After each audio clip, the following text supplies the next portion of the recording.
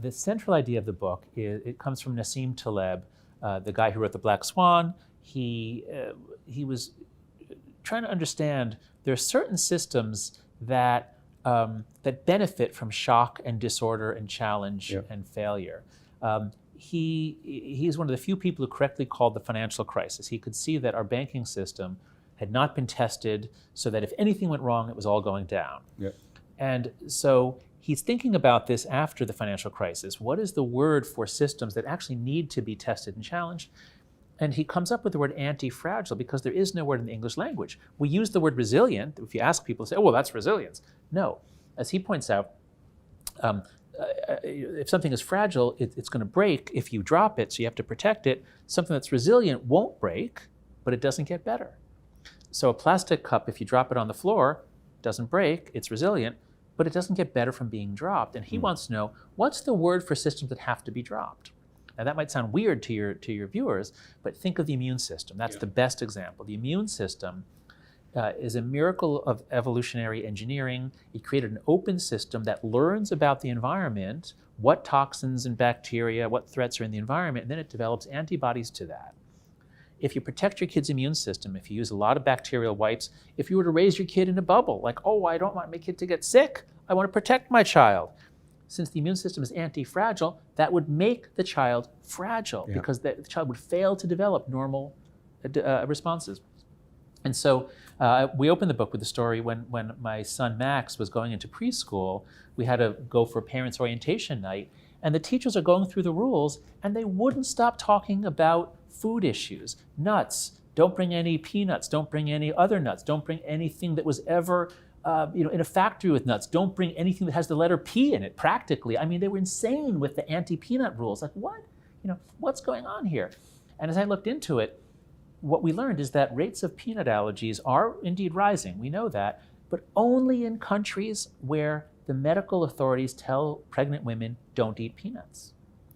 And right there, you see the clue. So a study was done by some doctors who realized that it looks like our advice is backfiring. They randomly assigned about 600 women who had recently given birth, who had kids who were at elevated risk of a peanut allergy. Half of them were assigned standard advice, no peanuts, and half of them were given bags of this Israeli snack food. It's a puffed corn with a bit of peanut powder on it. Tastes like peanut butter a little bit. Give it to your 3-month-old. 3-month-old love the little things that they can dissolve in their mouths. Give them peanut powder. And guess what? 5 years later, when they followed up on everyone, they looked out to make sure everyone was safe.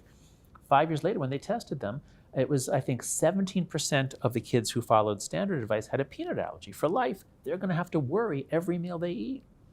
The kids who were exposed to peanut dust, 3%. In other words, we could nearly wipe out peanut allergies by doing the opposite of what we've been doing. And our argument in the book is it's the exact same thing with kids develop more generally. We have been massively protecting kids from bad experiences. No teasing. If someone teases a kid in school, that's bullying now. You can't tease someone in school. We want to protect them from bad feelings. We want to protect their self-esteem. We don't want them to get hurt. We don't want them to take any risks. We think we're helping them. It's just like keeping them safe from peanuts. We're weakening them. And so our argument in the book is that there are two main reasons for the explosion of depression and anxiety. Number one is social media. We'll get to that because there's a lot of discussion. But the other is the massive overprotection that we began in the 1990s.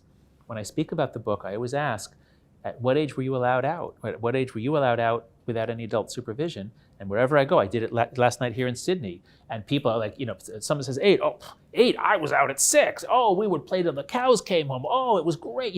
Everyone talks about how they were out playing with their friends until the 1990s, at least in America. I think you're doing the same thing here.